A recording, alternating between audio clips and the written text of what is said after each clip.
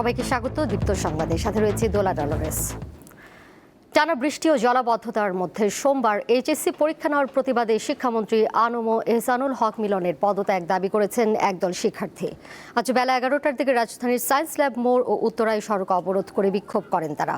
Dhaka city college, Dhaka ideal college, সরকারি Bangla college, Siddheswari girls college, Lalmatia school and college, Rajarbagh police line school and college, BAF Shaheen college সহ 12 থেকে 15টি কলেজের শিক্ষার্থীরা এই অবরোধে অংশ নেন। পরে পুলিশ তাদের সরিয়ে দেয়।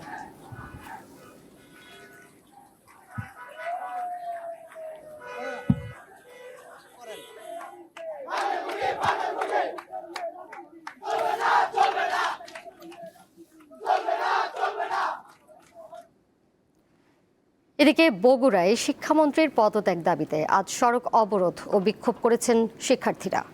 সকাল 10টার দিকে শহরের সাতমাথায় বিভিন্ন কলেজের শিক্ষার্থীরা জড়ো হয়ে সড়ক অবরোধ করেন। বেলা 11টায় তারা বিক্ষোভ মিছিল নিয়ে জেলা প্রশাসকের কার্যালয়ের সামনে অবস্থান নেন। শিক্ষার্থীরা জানান 3 দফা দাবিতে তারা রাস্তায় নেমেছেন। দাবিগুলো হলো দুর্যোগ পরিস্থিতি পুরোপুরি স্বাভাবিক না হওয়া পর্যন্ত এইচএসসি পরীক্ষা স্থগিত রাখা, বৈরী আবহাওয়ার কারণে সোমবার পরীক্ষায় অংশ নিতে না পারা শিক্ষার্থীদের পুনরায় পরীক্ষার সুযোগ দেওয়া এবং 24 ঘন্টার মধ্যে শিক্ষামন্ত্রীর পদত্যাগ।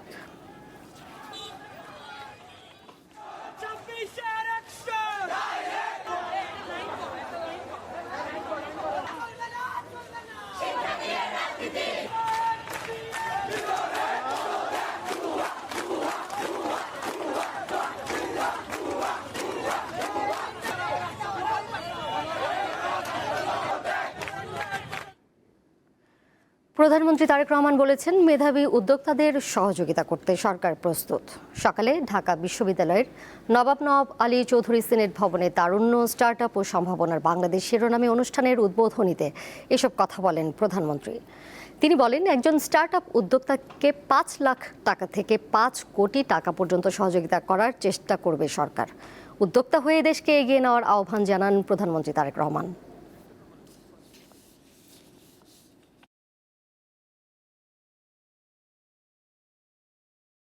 যারা মানুষ, সমাজ, সামগ্রিকভাবে দেশের উপকার করছেন, আপনাদেরকে প্রয়োজন, আপনার জন্য আপনার প্রয়োজন না, আপনাকে প্রয়োজন লক্ষ কোটি মানুষের জন্য প্রয়োজন। এই যে আমরা রাত দিন পরিশ্রম করছি, চেষ্টা করছি একটু চেঞ্জ করার জন্য, আমার মনে হলো যে হ্যাঁ, আমরা কিছু সংখ্যক মানুষের হাতে দিয়ে যেতে পারবো, যারা আমরা যেখানে ছেড়ে যাব সেখান থেকে তারা দেশটাকে এগিয়ে নিয়ে যেতে পারবে। দেশটাকে আপনারা এগিয়ে নিয়ে যেতে পারবেন। আপনাদের কাছে এই প্রত্যাশাটা, এই দৃঢ় আশাটা, এই বিশ্বাসটা রেখে আমার বক্তব্য আমি শেষ করছি। যাচ্ছি পরের প্রসঙ্গে। ভারী বৃষ্টিপাত ও উজানের ঢলের প্রভাবে লালমনিরহাটে তিস্তা নদীর পানি বিপদ সীমার উপরে প্রবাহিত হচ্ছে। আজ সকাল 6টায় তিস্তা ব্যারেজের ডালিয়া পয়েন্টে পানি বিপদসীমার 7 সেন্টিমিটার উপরে ছিল। পানি বৃদ্ধির ফলে প্লাবিত হয়েছে লালমনিরহাট জেলার নদী তীরবর্তী নিচু এলাকা। পানির চাপ কমাতে খুলে দেওয়া হয়েছে তিস্তা ব্যারেজের সবকটি জলকপাট। এছাড়া বন্যা পূর্বাভাস ও সতর্কীকরণ কেন্দ্র জানিয়েছে, আগামী 24 ঘন্টায় রংপুর বিভাগের উজানের ভারী থেকে অতি ভারী বৃষ্টিপাত হতে পারে। ফলে তিস্তা তীরবর্তী নিচু এলাকায় সৃষ্টি হবে স্বল্পমেয়াদী বন্যা।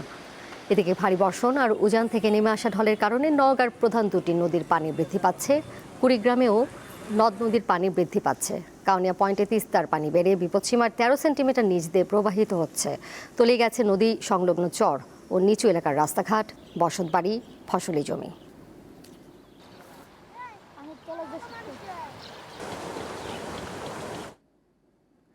হবিগঞ্জে খোয়াই নদীর বাঁধ ভেঙে প্লাবিত হয়েছে অর্ধশতাধিক গ্রাম। ক্ষতিগ্রস্ত হয়েছে ঘরবাড়ি ও রাস্তাঘাট, তলিয়ে গেছে ধানের জমি, শাকসবজি ও মাছের ক্ষেত।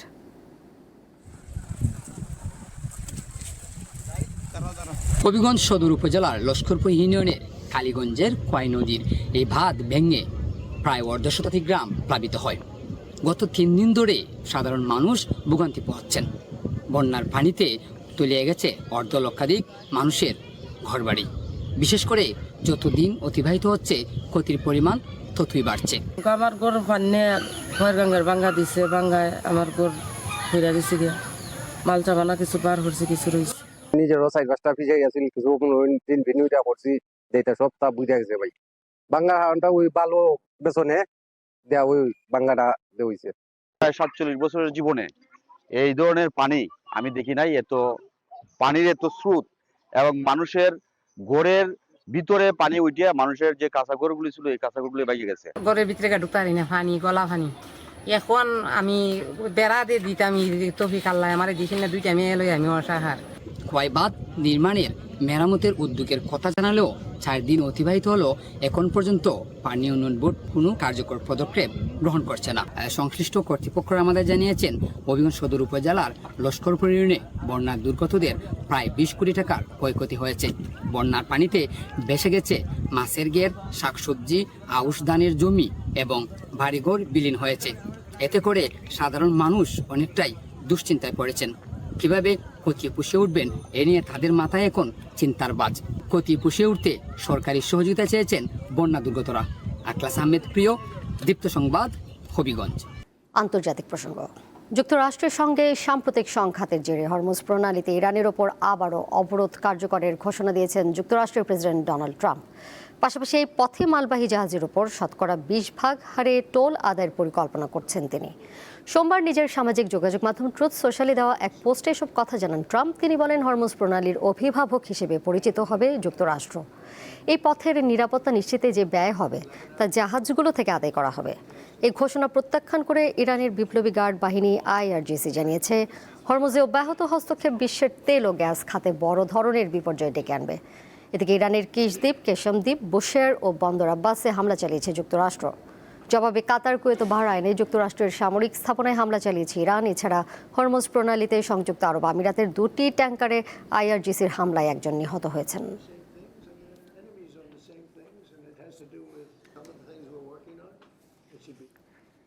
ইসরায়েলের গোয়েন্দা সংস্থা মোসাদের সঙ্গে গোপন যোগাযোগের অভিযোগে ইরানের সাবেক প্রেসিডেন্ট মাহমুদ আহমেদিনেজাদকে গৃহবন্দী করেছে দেশটির ইসলামী বিপ্লবী গার্ড বাহিনী IRGC।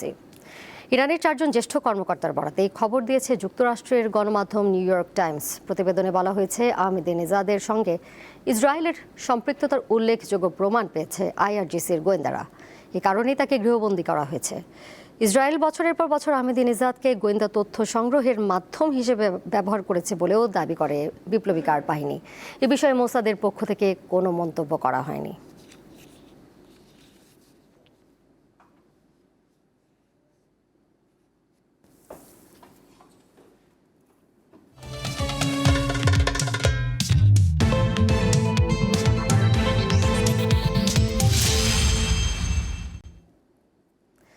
বিশ্বকাপ ফুটবলের প্রথম সেমিফাইনাল আজ বাংলাদেশ সময় রাত 1টায় ডালাস স্টেডিয়ামে মুখোমুখি হবে ইউরোপের 2 পরাশক্তি ফ্রান্স ও স্পেন। টুর্নামেন্টের অন্যতম 2 ফেভারিটের এই লড়াই ঘিরে ফুটবল বিশ্বে এখন তুমুল উত্তেজনা। কিছু সেমিফাইনাল পরের ধাপের যাওয়ার সিঁড়ি, আবার কিছু সেমিফাইনাল আছে যা ফাইনালেরই প্রতিচ্ছবি। স্পেন বনাম ফ্রান্স ম্যাচটিকে রাখা যায় দ্বিতীয় ক্যাটাগরিতে। এই লড়াইয়ের মূলে আছে খেলার ধরন, উত্তেজনা ও ইতিহাস। ফ্রান্স ও স্পেন ইউরোপের অন্যতম ফুটবল পরাশক্তি। শুধু মাঠের লড়াই নয়, খেলোয়াড়দের বাজার মূল্যের দিক থেকেও এটি হতে যাচ্ছে বিশ্বকাপ ইতিহাসের সবচেয়ে মূল্যবান সেমিফাইনাল। ক্লাব ফুটবলের সবচেয়ে দামি 5 ফুটবলারের 4 জনই খেলবেন এই সেমিতে। 2 দলের খেলোয়াড়দের সম্মিলিত বাজার মূল্য প্রায় $3 বিলিয়ন, যা বাংলাদেশি মুদ্রায় 37,000 কোটি টাকারও বেশি। কিলিয়ান এমবাপ্পে দুর্দান্ত ছন্দে রয়েছেন। কোয়ার্টার ফাইনালে গোড়ালির চোট নিয়ে মাঠ ছাড়লেও সেমিফাইনালে তিনি খেলবেন বলে আশা করা হচ্ছে। এ পর্যন্ত টুর্নামেন্টে 8 গোল করে তিনি গোল্ডেন বুটের দৌড়ে লিওনেল মেসির সঙ্গে যৌথভাবে শীর্ষে রয়েছেন। পরিসংখ্যান ভিত্তিক বিশ্লেষক প্রতিষ্ঠান অপরার সুপার কম্পিউটারের পূর্বাভাস অনুযায়ী স্পেনের চেয়ে এগিয়ে রয়েছে ফ্রান্স। এটি দেশটির 8ম বিশ্বকাপ সেমিফাইনাল। জার্মানি ও ব্রাজিলের পর টানা 3 বিশ্বকাপের ফাইনালে ওঠার সুযোগ তাদের সামনে। 2022 বিশ্বকাপে জাপানের কাছে হারের পর টানা 14 ম্যাচ অপরাজিত রয়েছে লা রোহারা। এই সময়ে তারা মাত্র 5টি গোল হজম করেছে। 2010 সালের পর এবারই দ্বিতীয়বারের মতো বিশ্বকাপের সেমিফাইনালে উঠেছে স্পেন। ফ্রান্সকে হারাতে পারলে ইউরোপের প্রথম দল হিসেবে বড় টুর্নামেন্টে টানা 8 নকআউট ম্যাচে জয়ের ইতিহাস গড়বে তারা। বিশ্বকাপে এটি হবে ফ্রান্স ও স্পেনের দ্বিতীয় সাক্ষাৎ। 2006 সালের শেষ ষোলোতে স্পেনের বিপক্ষে 3-1 গোলের জয় পেয়েছিল ফ্রান্স। ডালাসে ফ্রান্স স্পেনের আজকের ম্যাচে প্রধান রেফারি হিসেবে থাকবেন মধ্য আমেরিকার দেশ এল সালভাদরের ইভান বার্টন। পারভেজ খোকন, দীপ্ত স্পোর্টস। এই ছিল এখনকার মতো। পরের সংবাদ দেখবেন বিকাল 5টায়। এছাড়াও আরও তথ্য এবং বিনোদনের নানা খবরাখবর জানতে যুক্ত থাকুন দীপ্ত ডিজিটাল প্ল্যাটফর্মে। সবাইকে ধন্যবাদ এতক্ষণ সাথে থাকার জন্য।